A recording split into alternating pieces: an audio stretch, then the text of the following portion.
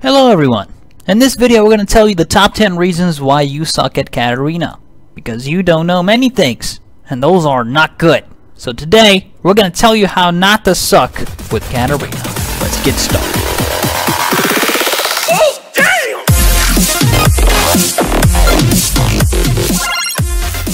Number 1. You don't know how to Flash Shunpo properly. In fact, you do it at a very reckless way. The way you do it is, alright, I'm gonna walk right here. Okay, so I'm gonna walk right here, and I'm gonna. That's how you do it, right, Alninio? I mean, it's just that simple. It's not like rocket science or some shit. God, I'm unsubscribing, unfollowed, unfriended. Like horrible player, horrible Katarina, trying to tell me how to Flash Shunpo. Ugh. To Flash Shunpo properly, you have to place this finger on F and this finger on E. Now you're probably thinking, duh, you press your fingers on the buttons. Well, no, actually, you have to press them at the same time to actually look like it's an instant blink from one position to the other. That way, you surprise your enemies, they don't know what's coming, right? And as an assassin, you want to have that surprise element factor within Katarina. So let us pretend this crab is a champion, and he's half HP, let's say, and you're pretty confident that you can kill him. So what you do is wait for a moment that you find is acceptable to go in, and then just like that, it is an instant blink from this position to here. And that is just understanding the Shunpo range and the Flash range, and you can nail it off 100%. Once you get used to this, it's such an important thing to use in lane, when roaming, when chasing someone. Flash Shunpo is literally the best tactic to get close to your enemies. And now, for number 2. You don't know how to ward Shunpo properly. With Katarina, this is the most important thing when you're chasing and when you're gap closing. Now let's say you're running here and then you see two champions in front of you. Let's say one's here and one's here. The other one is running further, this one's running closer. You're trying to get to the closer guy, but he's so fast. Let's say now you don't have the mobility to catch him, right?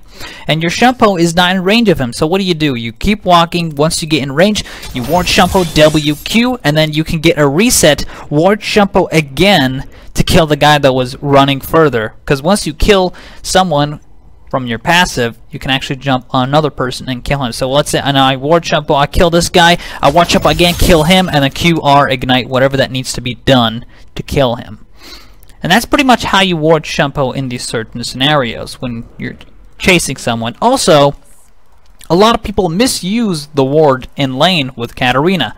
Some people would think, okay, well, I got a trinket, I'm just gonna put it right here, so in case a gank shows up, I'll be able to know. No. What you do with Katarina is you save your trinket to ward Shunpo out. So this is the best way to escape a gank.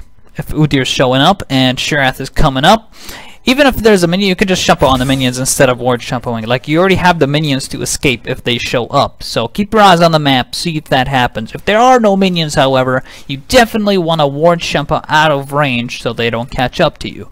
Ward Shunpo is the best technique that you can possibly do with Katarina. It helps you in escaping, it helps you in chasing, and it helps you get over walls. It is just a very common thing that you have to do. Make sure you Smartcast 4 and 3. 3 is for the pink ward if you ever do decide to ward Shunpo with a pink ward, which you should never really do. But since green wards don't exist in this game anymore, you definitely want to use the warding totem to ward Shunpo over walls. So it's very important. Don't use this for warding. If you have two, you can use. If you have two ward totems, you can use one for warding, but save the next one for ward Shunpoing. It even works under turrets. If you're diving someone under the turret, you manage to kill him. That ward Shunpo, after you get the reset on killing that person, might save your life from another turret shot. So make sure you keep your eyes on veracity. You always want to make sure that every time you get a kill, you know your passive is gonna be up. Can't stress that enough. It's so important that you pay attention to your passive. And now for number 3. You don't know the importance of Shunpo, and you don't know how to use it wisely. You use it in such certain scenarios where you do not have to. Like, let's say here someone shows up and he's walking in this bush, and the first thing you automatically do is you Shunpo, sorry, not ward Shunpo. You Shunpo directly on him, point blank range, and then you full combo and use everything. Note, do not ever do that. Do not ever use Shunpo in point blank range. You put yourself in such a weird scenario where you can no longer escape. You can no longer do anything about it. If you don't get the reset, you're screwed. So what you do, even if you can guarantee the kill, you never Shunpo, ever. He comes up, you just Q, R, and then EW if he gets away. So let's say he's walking here, look at my mouse, he's walking here, I press Q and then I press R. Let's say if he does keep walking here, I can gap close to him. If he gets too far, I can ward Shunpo EW and kill him like that. But I'm not gonna let him out of my range. I'm gonna have a Luden's Echo and a Sorcerer's Shoes. I'm incredibly mobile. You can't get away from me, man. Seriously. I also go for the point in move speed in my masteries, so good luck trying to escape me. I'll catch up to you. You can also QWR if you want instead of just QR. But I like to save the W for when I'm Shunpoing to someone, so I get that increased mobility when I hop onto them. So that's why I save W for that. Another thing I'd like to mention with Shunpo, when you are chasing some champion, right? Let's say he's running through, you're chasing him here, he's running here. The thing you do is you put your Shunpo on the champion all the time, and you don't pay attention to units or anything. Let's say the champion's here. So let's say these minions are here. I do this. I Shunpo to the minions and I QR him and kill him that way. Alright? Shunpo to anything you see. Shunpo is not a damaging ability. You don't have to damage them. It's been nerfed in terms of damage. It's not important in terms of damage. The importance of Shunpo is to gap close to enemies and kill them in that way. That's why minions exist, and that's why the minions are very important. Even in lane, if this, like this minion here, okay, I do this because I know that, let's say a Zed who just uses Q, he's gonna go for that minion, right? So I Shunpo directly on his minion, and I QW poke him and then escape. Now be careful doing that. You have to know Zed's W cooldown, Zed's Q, but once Zed's Q is on cooldown, you're safe. Don't worry. Especially if his W is down as well. But that's just an example I'm giving you. Use Shunpo more wisely. And for number 4, you use Shunpo in point blank range. I just can't put it more simple than this, that I had to make this on number 4 because it is so damn important not to do that. Let's say this crab is an enemy champion, right? It is pretty stupid if I just Shunpo directly on him this way and then full combo after. It doesn't make sense. You don't have to. You just Q, W, and keep following him like this, see? You follow him, basic attack W, basic attack. You keep sticking with, see, I basic attack and then put my mouse here. This way I can keep the momentum going, like this, see? I keep on momentum. If he does end up flashing after I keep basic attacking W, if he does end up flashing away, I can follow up now, right? Let's say this crap just flashed. I can Shunpo to him now, see? Shunpo's on 11-second cooldown. If you use it in point blank range, you have to wait 11 seconds to reuse it again, or you have to get a reset, right? But if it's a 1v1 like this in this scenario, you do not want to use Shunpo point blank range. He could flash, see? If I do this, he flashed. He's gone. He's gone. You have to flash after him to actually keep gap closing. Well, you don't have to. Shunpo by itself is the gap closing. You don't have to waste a 5-minute summoner spell just to stick to someone. That's just silly. You only flash with Katarina when you can guarantee kills, and you only do it most of the time when you flash E or flash W or flash Q to finish off someone. You do it when you do that, right?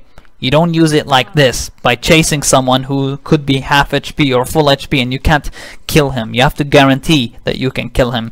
And in a scenario like this, you don't have to use flash. Emphasize on Shunpo, use it wisely, and you're gonna become a better Katarina player. Number 5. You are terrible when deciding when to go in team fights. You don't pay attention to cooldowns, you don't pay attention to anything that's going on.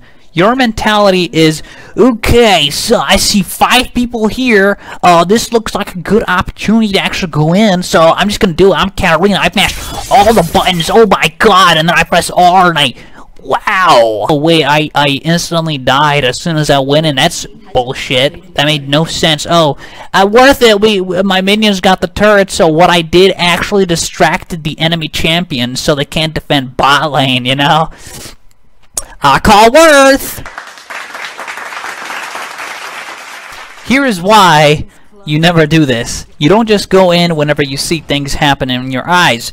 With Katarina, you want to pay attention to cooldown timers and make sure you know if enemies have flash. And by doing that is by increasing your awareness. Your awareness is the most important factor of this game. If you don't have awareness, you're not gonna really be good with Katarina. Katarina needs a lot of awareness. Some people might say, hey, Katarina's an easy champion, you just mash all the buttons, right? It's never like that. It never is like that. There's a lot more emphasis that goes behind Katarina, and there's a lot more things that you can improve on with Katarina. She's not a button mashing champion.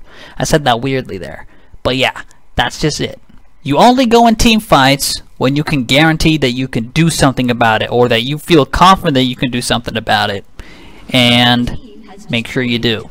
Make sure you do kick everyone's ass in your way. Just not in the way where you just go in no matter what. Not like that. Number 6.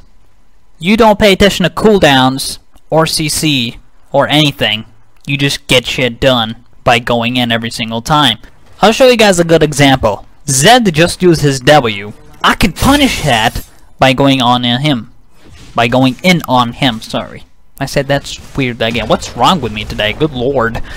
This is how you do it. You pay attention to cooldowns in lane, not just in team fights. This also applies to laning phase. When a certain champion uses a certain ability, he is vulnerable. If a Zed uses WQ and doesn't land it on you, and he's going to last hit one of your minions, you can go in on that. You can capitalize on that, and you can actually kill him in that way. You can not necessarily kill him, you can damage him, you can punish him for making that mistake. So it's very important with Katarina that you punish mistakes when they do it. Don't just sit around and be like, okay, I'm just gonna play safe.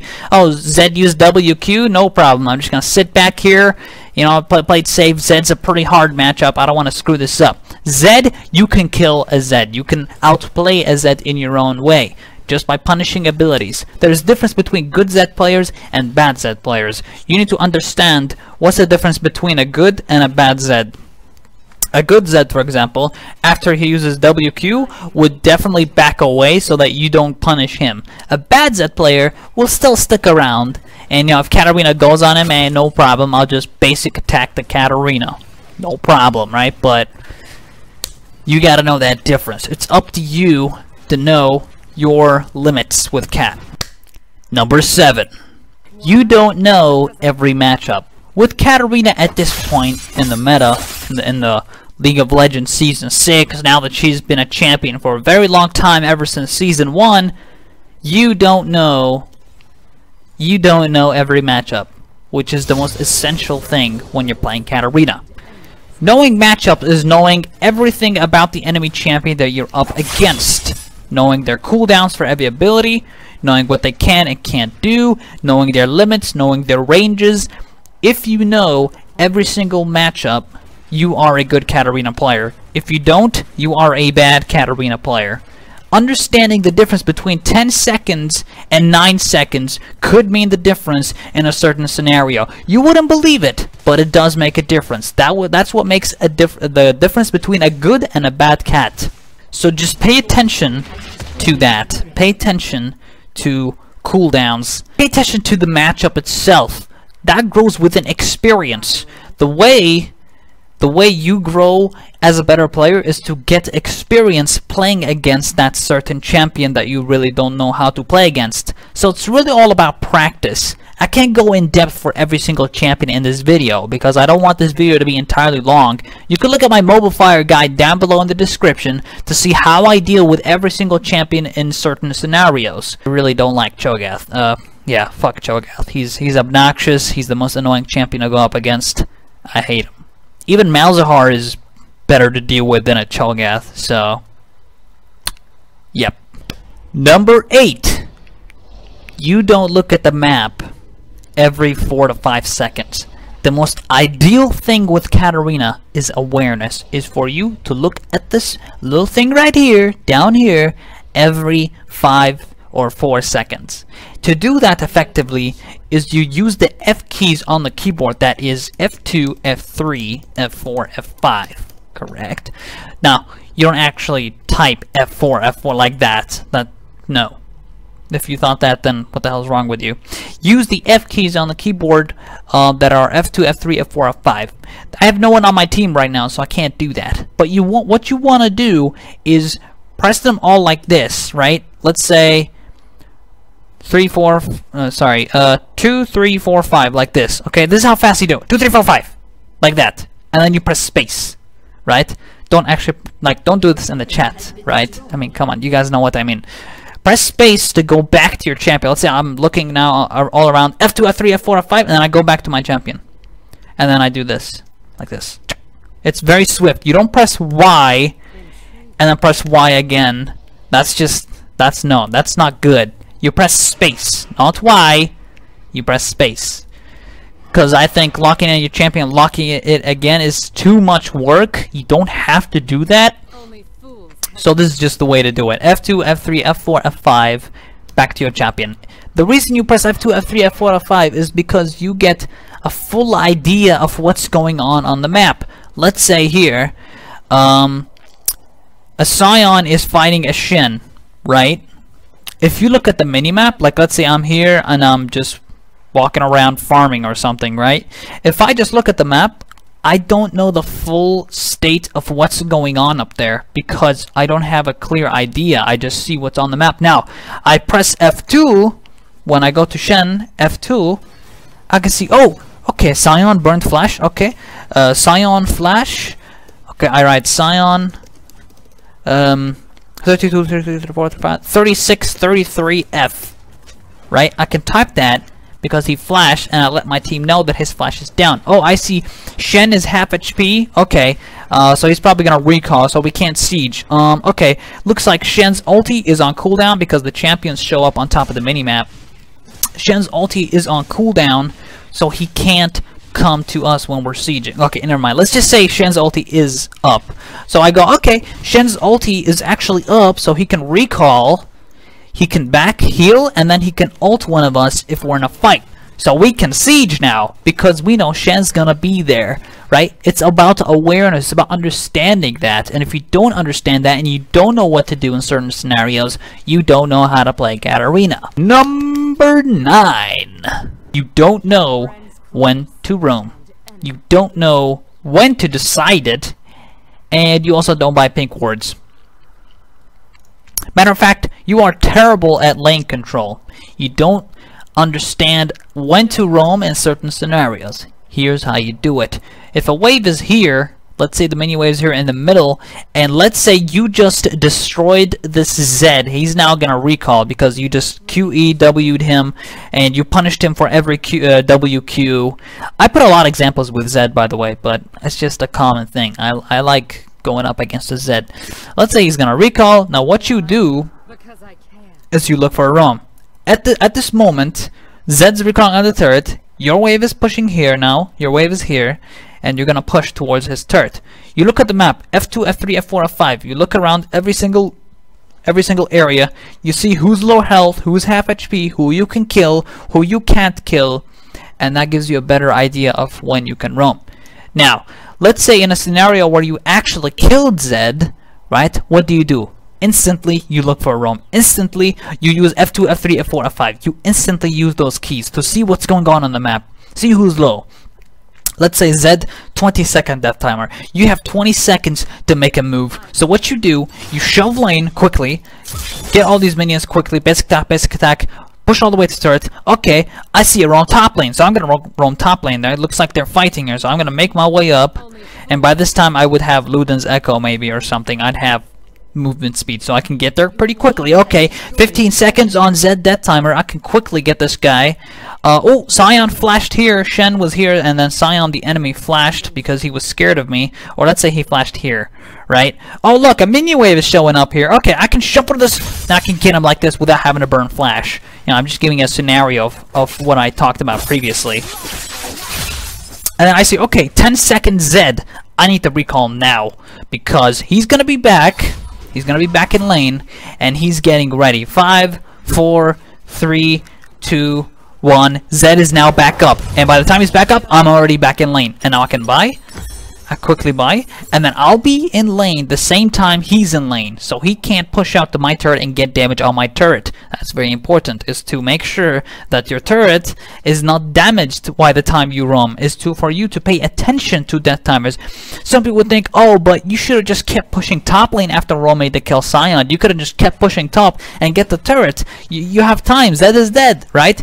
No. You don't do that, because Zed is gonna be back in lane and he's gonna push your lane. He might even take down your turret. Maybe he's gonna get a lot of attack speed at this point. You never know. You get back in lane, man. You get back in lane. Make sure you're here. His turret is still up. Your turret is still up, let's say, okay? Like, my minions didn't take it down. The reason you shove the lane to begin with is so that the turrets kill these minions so that he doesn't get XP and gold from the minions. So like all these minions, like Zed's not getting any of this. So this is what you want to do. You want to deny him farm and deny him XP. So that's how you manage lane control and know when to roam. Finally, number 10 reason of why you suck with Katarina is that you don't use runes properly in certain matchups. Matter of fact, you only use 1 rune page or 2 rune pages against certain champions.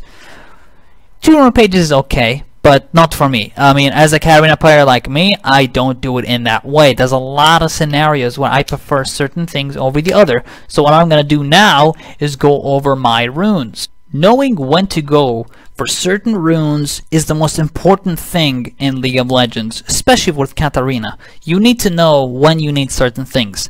Here's a rune page. It's called mid AP health / MR. This gives me health and magic resistance. So that's magic resist glyphs, AP quints, health per level seals, and magic pen marks. You need MR glyphs against LeBlanc, against Annie, against perhaps even Diana, against Lux. This is your standard default rune page against AP champions as Katarina. It works, it gets the job done, and you like the MR because the MR definitely helps you out a lot in the early stages of the game, especially against LeBlanc and Annie, because they have an insane level 2 power spike where they do a lot of damage. LeBlanc QW is stupid amount of damage, but in terms of mechanical outplay, that's going to be up to you.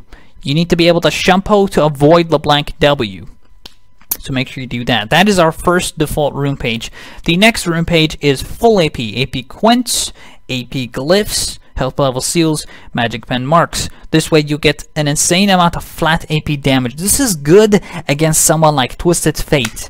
This is good against champions who just, you know, they can't really punish you hard. Mid full AP is really good for that situation, but I rarely use it now. Not as much, but it's still there. It's still existent, right?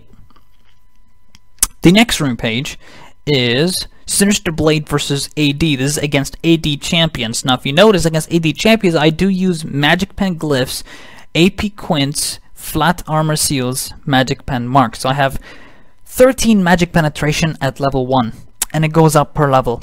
And on top of that, Soak Shoes will increase it. Abyssal Scepter is also really good. You probably think, oh wait, Abyssal Scepter against AD champion. That makes no sense. Abyssal Scepter is the cheapest AP item in the game, making it almost always efficient. Even versus an AD, you drop their MR by 20, and you get an insane amount of magic penetration total. It's fantastic. It gets the job done. However, versus Zed, you can't go for a Zhonya. The reason Magic Pen is awesome with Cat is because against AD champions, they'd usually build MR items like Hex Drinker being a main problem for Katarina. So you need that early Magic Pen. It's just insane work. You guys should try it for yourself. See if you like it. Against Yasuo, against Zed, against Talon, I always use this rune page here. It does a lot of work, and I absolutely love it.